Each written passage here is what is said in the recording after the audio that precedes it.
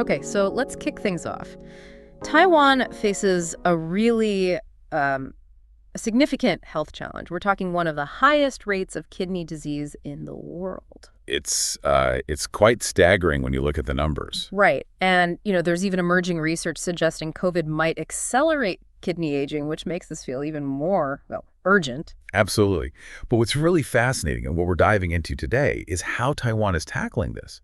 They're proactively integrating traditional Chinese medicine, TCM, with conventional Western treatments. Yeah, it's like this immense pressure from the high disease rates has actually pushed them towards innovation, towards exploring TCM more deeply. Exactly. They didn't just stick to the standard playbook. They're actively blending these two kind of different medical worlds, looking for a synergy. A better way to care for people with this chronic condition. Precisely. And that whole innovative spirit, well, it holds valuable lessons, I think, for healthcare systems everywhere dealing with chronic diseases. For sure. So for this deep dive, we're really getting into Taiwan's integrated strategy for CKD. That's a chronic kidney disease. Think of it as your shortcut to understanding how they combine Western and Chinese meta picture. And our goal here is pretty straightforward.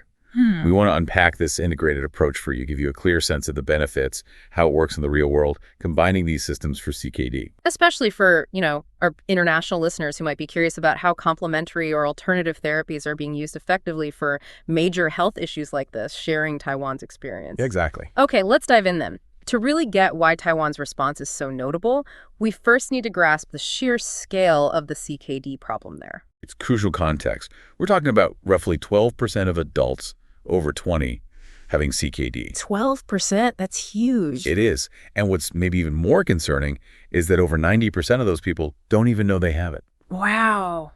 Undiagnosed. Yeah. And on top of that, back in 2021, kidney issues were the 9th leading cause of death in Taiwan. And the dialysis numbers, they tell a similar story, don't they? I saw they were climbing pretty steadily. They were. Between 2017 and 2021, the number of people needing dialysis kept going up, hitting almost 90,000 people by 2021. The prevalence rate climbed too. So clearly an urgent need for effective strategies. Yeah. What are the main drivers behind this high rate in Taiwan? Well, the sources point squarely at the three highs. Hypertension, hyperglycemia, hyperlipidemia. Right. High blood pressure, high blood sugar, high cholesterol. The usual suspects, really. They are major contributors, yes. But it's not just them. Lifestyle factors come into play too. Smoking, obesity, and interestingly, the inappropriate use of some medications is also cited as a factor in developing kidney problems there. Okay. And it's probably good to quickly clarify the difference between acute and chronic kidney issues. Good point. Acute kidney injury, or AKI, can often be reversed if caught and treated properly. Chronic kidney disease, CKD, that's usually irreversible damage that tends to get worse over time. That's our focus here. Got it. So who needs to be particularly aware? Who are the high-risk groups for CKD? Well, definitely people with existing conditions like diabetes, hypertension, cardiovascular disease. Those are big ones. Also, anyone with protein in their urine. Okay. Then you've got folks with gout, people over 65, anyone on long-term medications. Right. Family history of kidney disease is a factor, and smokers too. Right. And metabolic syndrome, that cluster of things like abdominal obesity, high blood pressure, unhealthy lipids, high blood sugar, that also really bumps up the risk. That covers a lot of people. Okay, so that sets the stage. Now, let's shift to Taiwan's response, specifically this integration of TCM. This is where it gets really interesting, I think. It really is where their approach stands out. They've been quite systematic. The National Health Insurance one. That's the one, the Strengthened Care Program for TCM outpatient visits for chronic kidney disease. Launching that signals a major commitment to bringing TCM into the mainstream for CKD care. So tell us about that 2020 program. What's it trying to achieve? The main goal is, well, early intervention using TCM for people diagnosed with CKD. Okay. And the aims are pretty broad. Slow down the disease progression, so delay or maybe even prevent the need for dialysis. Right. Improve the patient's quality of life, and ultimately build this truly integrated care model, one that uses the strengths of both TCM and Western medicine effectively. That sounds really forward-thinking. Who's actually eligible for this program? It's specifically for patients diagnosed with CKD stages 2 through 5. Okay, so quite a range. Yes.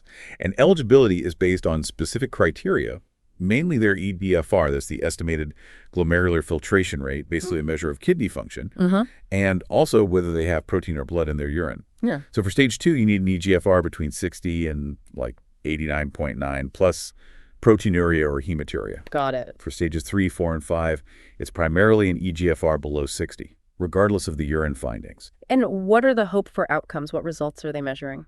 They're aiming for improved or at least stabilized eGFR in the earlier stages. For the later stages, stages 4 and 5, the main goal is to significantly slow down the rate of eGFR decline over time. Okay, so slowing progression is key. Exactly.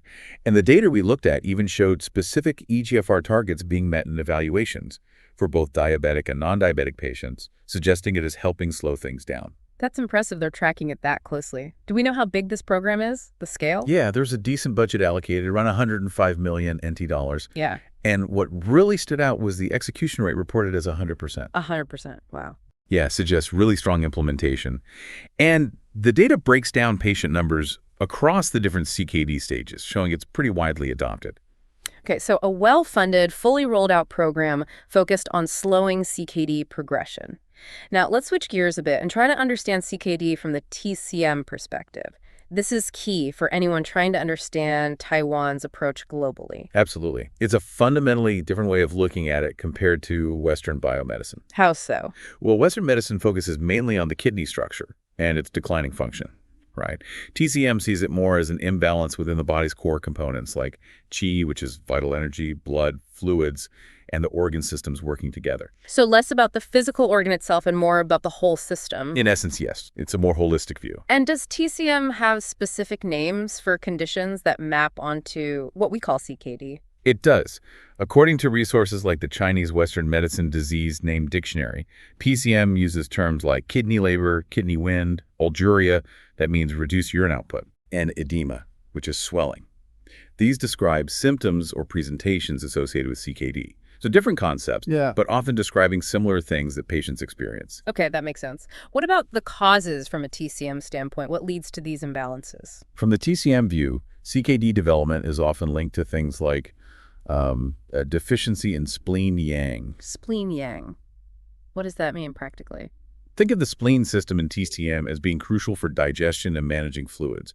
If its yang energy, sort of its warming, active function is weak, it can't process fluids efficiently.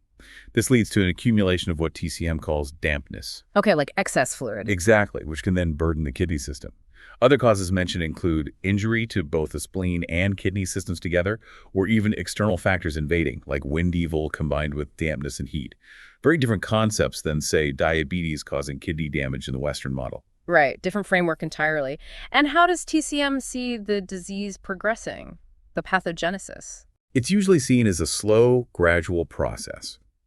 It primarily involves the kidney system, but it's closely tied to the spleen and stomach as well. And over time, other systems like the heart, liver, and lungs can get involved. Okay. A core idea is deficiency being the root cause, particularly a lack of yin or yang energy in the spleen and kidney.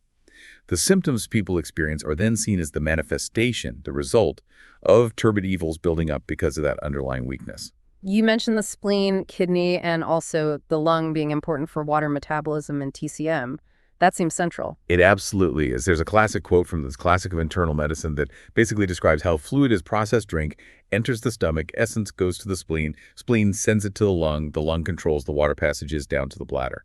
It illustrates how interconnected these systems are for fluid balance. I see. So in CKD, from a TCM view, deficiency in the spleen and kidney, and also stagnation of liver qi, that's the smooth flow of energy associated with the liver system, these are key disruptions to that water metabolism balance. So if liver qi is stuck, it can mess things up elsewhere. Yeah, TCM, the liver ensures smooth flow throughout the body.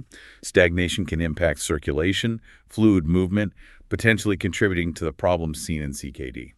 So the TCM treatment aims to tackle both the root deficiency and the symptoms, the turbid evils. Precisely. That's the guiding principle. Treat the root cause and the symptoms. And TCM practitioners recognize different stages, initial, middle, later, each with characteristic patterns. Patterns like? Things like external pathogen invasion early on, maybe liver qi stagnation, then later damp heat accumulation, blood stasis, qi deficiency, kidney qi insufficiency.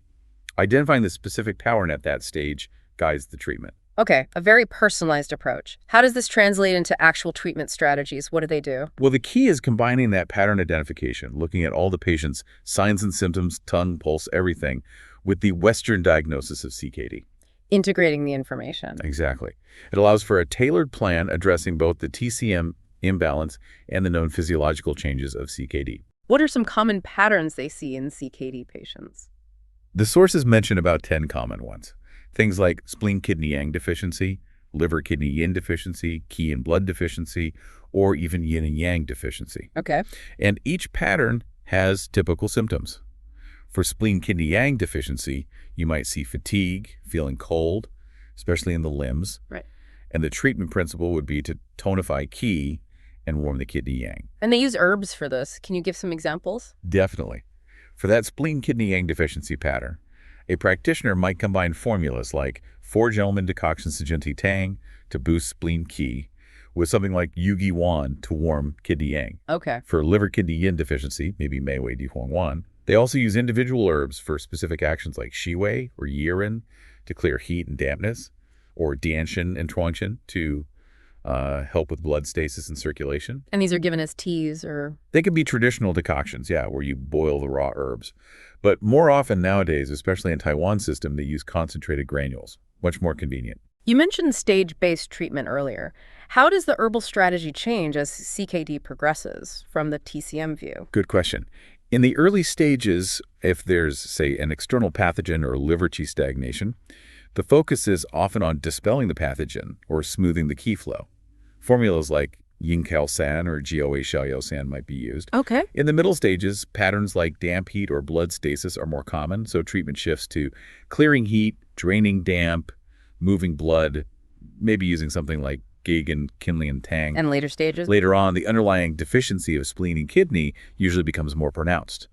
So the focus is on tonifying, strengthening those systems. Formulas like Sijunti Tang again or Shenling by Zusan. Makes sense. Address the acute issues first, then the chronic deficiency. Exactly. If someone comes in with signs of, say, a wind heat cold alongside their CKD, you'd address the wind heat first before focusing solely on the kidney deficiency. Okay, we've covered the TCM theory and approach. Now, the big question. What's the evidence? Does this integrated approach actually work in Taiwan? This is what people globally want to know. Right. The evidence is key. And the sources do point to some encouraging findings from Taiwanese research. Yes. Several studies showed actual improvements in eGFR kidney function in patients with stage 3A and 3B CKD after about 6 to 12 months of integrated care.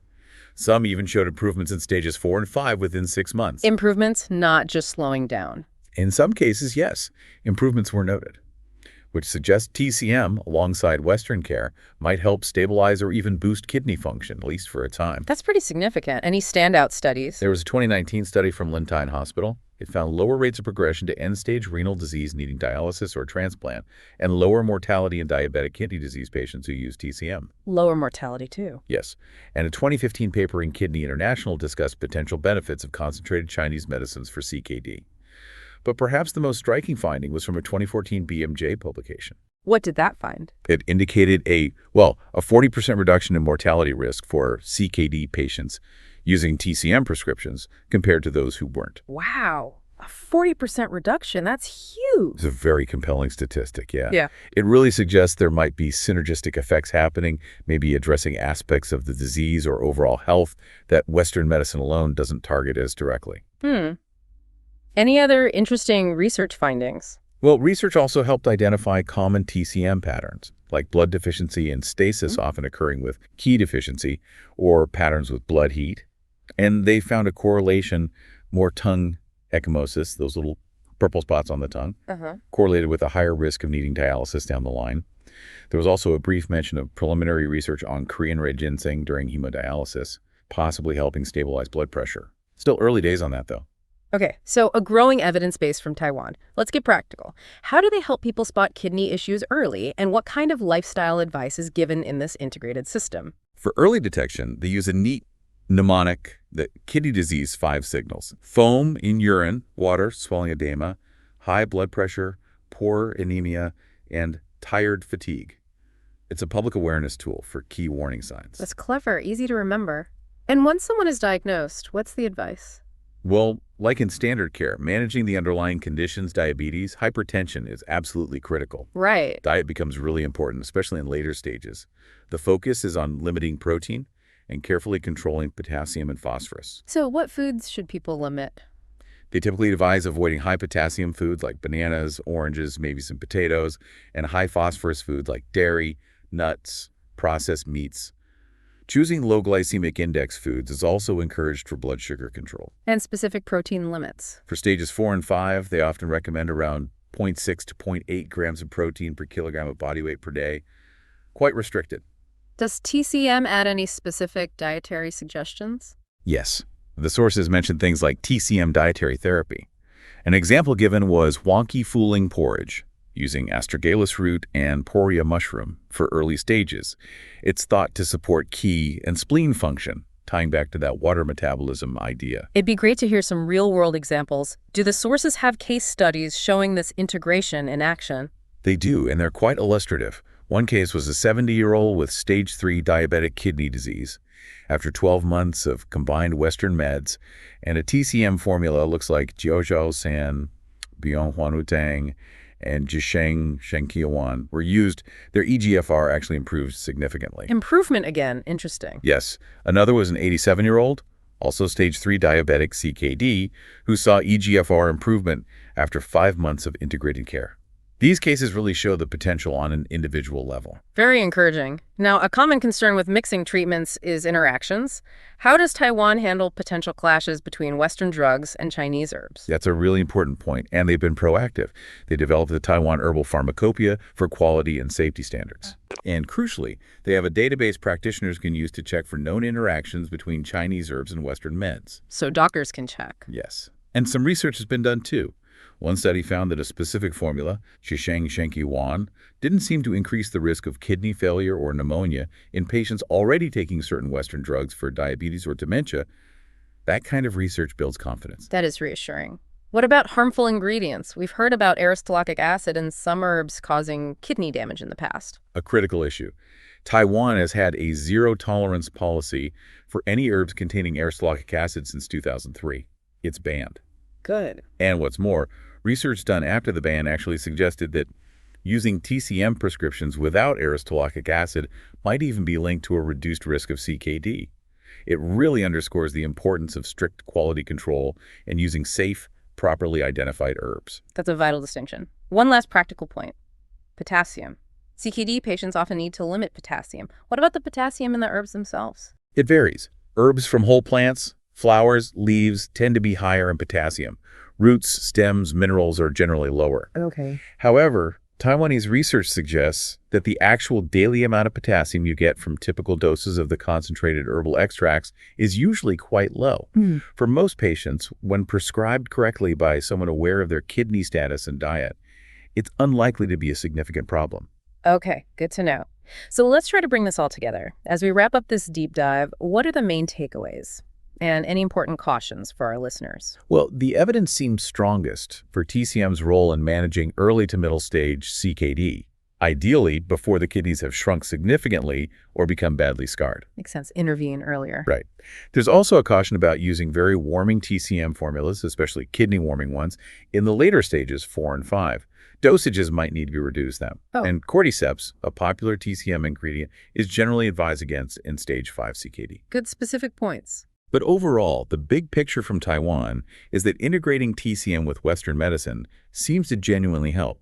It can delay CKD progression, push back the need for dialysis, ease symptoms, and really improve patients' quality of life. So as we finish up, what's the core message you think our listeners, especially those around the world, should take from Taiwan's experience here? I think the key insight is that Taiwan's systematic integration is, well, it's a really promising model. It shows you can blend the diagnostic strengths of Western medicine with the holistic, personalized approach of TCM. Combining the best of both. Exactly.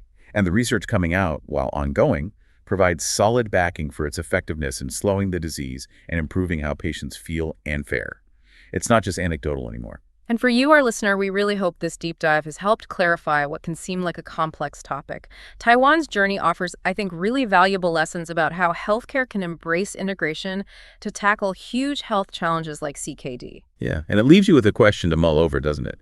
Could this kind of thoughtful integration, obviously with safety checks and solid research, have potential in your own healthcare system, not just for kidneys, but maybe for other chronic conditions too. Food for thought, definitely. It encourages looking deeper into the research and the clinical practice happening in Taiwan. It does. There's a lot to learn there. Absolutely. Well, that's all the time we have for this deep dive. Until next time, stay curious and stay informed.